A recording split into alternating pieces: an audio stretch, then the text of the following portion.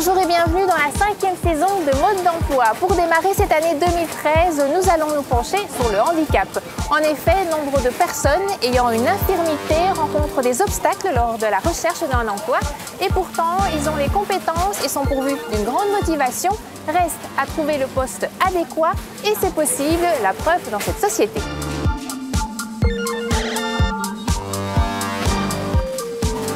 Au sein de la société Carrefour, il y a effectivement beaucoup de personnes handicapées qui ont été engagées.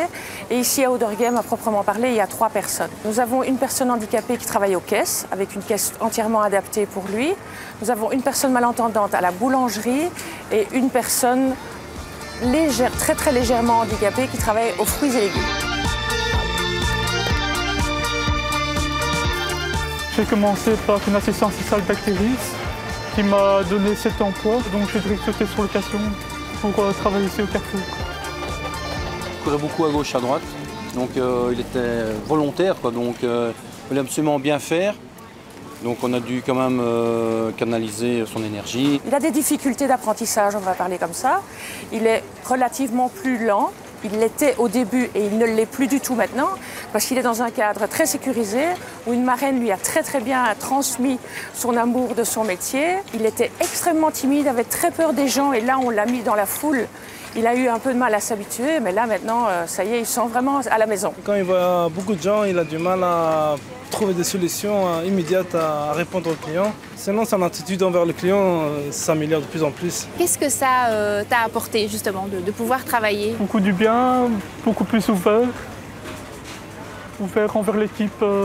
Directement, je me suis senti vite intégré dans l'équipe. Je suis ouvert encore plus envers les clients, envers mes collègues. J'ai beaucoup, je pense, mûri. C'est bon? Oui, je pense tout. Pour nous, il n'y a pas de différence, c'est un travailleur comme un autre. Ces personnes apportent vraiment un rayon de soleil au sein des équipes et au sein du magasin. Moi, j'encourage vraiment toutes les entreprises à entreprendre et à jouer le jeu pour engager des personnes handicapées ou avec des difficultés d'insertion parce que c'est vraiment une expérience extrêmement positive et pour l'employeur et pour la personne handicapée. Il faut compter par an une 50aine de personnes qui sont en contrat, en ce qu'on appelle CAP, le contrat d'adaptation professionnelle.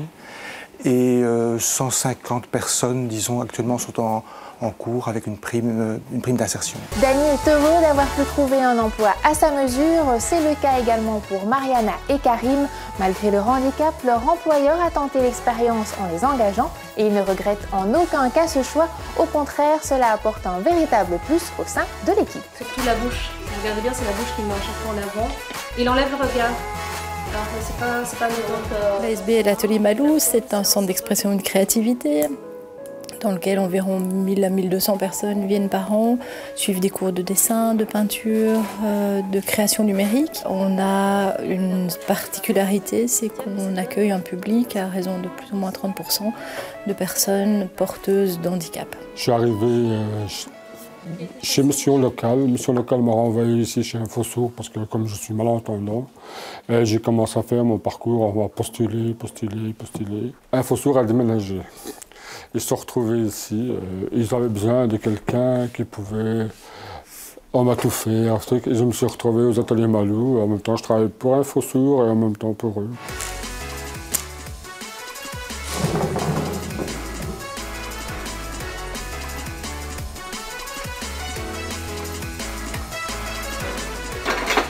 Pendant 20 ans, en Hongrie, j'ai été enseignante. J'ai donné des cours de langue des signes à des entendants. Alors, à mon arrivée en Belgique, il y a 6 ans de ça, là, j'ai pu constater que la langue des signes était très différente entre la langue des signes hongroise et la langue des signes francophone de Belgique. Et donc ici, j'ai dû me faire la langue des signes naturelle de Belgique. J'ai remis mon CV ici, aux ateliers Malou, et je suis très contente qu'il m'ait accepté.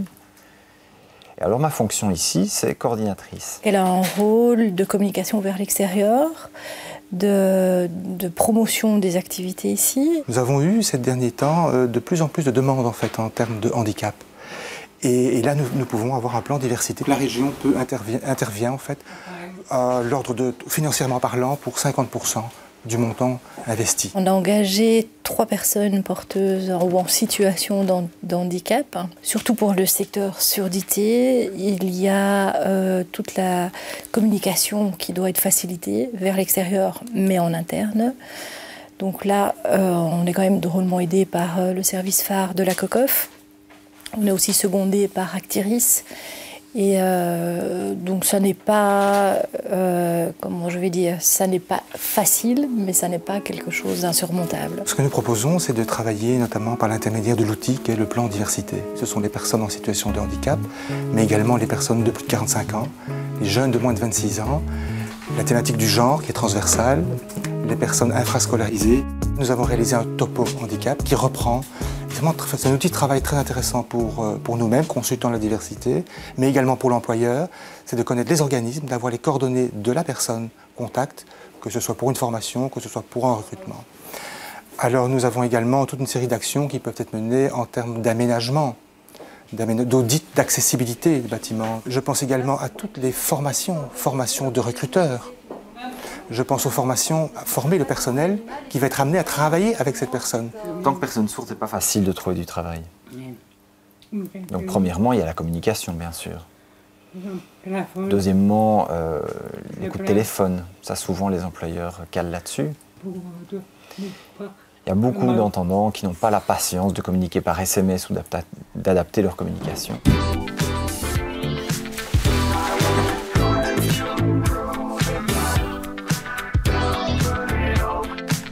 Qu'est-ce que j'aime bien ici, qu'est-ce que ça me rapporte? Je me sens actif parce que, comme je disais, il reste à rien faire. Et de deux, je me sens utile à quelque chose. Il y a des gens qui les entendent, il y a des gens qui n'entendent pas du tout, il y a des gens qui sont malentendants. On a un peu de tout, donc chacun rapporte un peu quelque chose dans la journée, quoi. Et on essaie de se débrouiller au milieu de tout ça. Alors le fait de pouvoir travailler et d'être inséré dans une équipe, qu'est-ce que ça lui apporte? Un grand contentement. Donc la première chose, c'est d'avoir un travail, c'est d'avoir une fonction professionnelle. Alors je suis aussi contente que la directrice m'ait accepté comme je suis, en tant que personne sourde. Et alors troisième point, c'est de pouvoir communiquer en langue des signes sur mon lieu de travail et que la direction fasse l'effort de communiquer comme cela avec moi. Et donc ça, voilà, je ne me sens pas du tout rabaissé, je me sens un petit peu à égalité dans l'équipe et ça, c'est un vrai plaisir. Ils ont aussi la motivation, ça c'est très important. Parce que je pense que quelqu'un qui est motivé, il apprend vite et il avance. Et donc, je pense que c'est une question d'avoir un peu de patience. Au niveau de l'équipe, c'est une richesse extraordinaire, ça c'est évident. Si vous êtes intéressé par un plan de diversité en matière de handicap, vous pouvez toujours contacter la cellule diversité d'Actiris. Le numéro de téléphone est le 02 505 77 05. Sinon par mail également, cellules-diversité@actiris.be. Trouver un emploi malgré son handicap est une véritable réussite, mais avant d'en arriver là, le parcours est souvent long et difficile. Afin d'être soutenu dans ces démarches, il existe des organismes dans le domaine, comme le service d'accompagnement de Bruxelles, une structure qui encadre la personne handicapée de A à Z.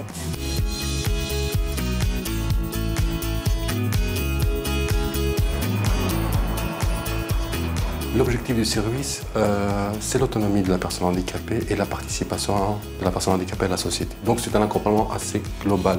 Nous restons très clairement aux côtés de la personne jusqu'à l'aboutissement qui est de pouvoir être autonome dans sa fonction ou de pouvoir être autonome dans la gestion de son logement ou de pouvoir être autonome par rapport aux soins de vie de santé ou être autonome par rapport à la guidance budgétaire. Je dirais que le gros obstacle, en tout cas, c'est vraiment au niveau des préjugés et de l'image négative de la personne handicapée au sein de notre société. Lorsqu'on va sensibiliser les employeurs, c'est de surmonter cet obstacle-là, en tout cas. Une fois qu'on arrive à le surmonter, on arrive à ouvrir les portes des entreprises pour notre public particulièrement. Doucement les enfants, doucement. Au travers des expériences que nous avons connues très positives, on a des employeurs qui sensibilisent d'autres employeurs et donc les choses commencent à prendre forme. Je souffre enfin le poliomyélitis. Je ne considère pas que j'ai un handicap. Ça, c'est premièrement enfin. Depuis mon enfance, moi j'aime le sport. Vous voyez, quand j'arrive ici en Belgique, j'ai fait une formation avec l'ADEPS et FEMA pour faire animateur moniteur sportif. Et mon rêve, c'est pour trouver un travail. C'est ça, un travail à une chose que je l'aime, c'est le sport. Et grâce à service d'accompagnement et grâce aussi à mon service supérieur ici, ils m'ont donné enfin une chance pour ce travail. Et voilà. C'est un rêve.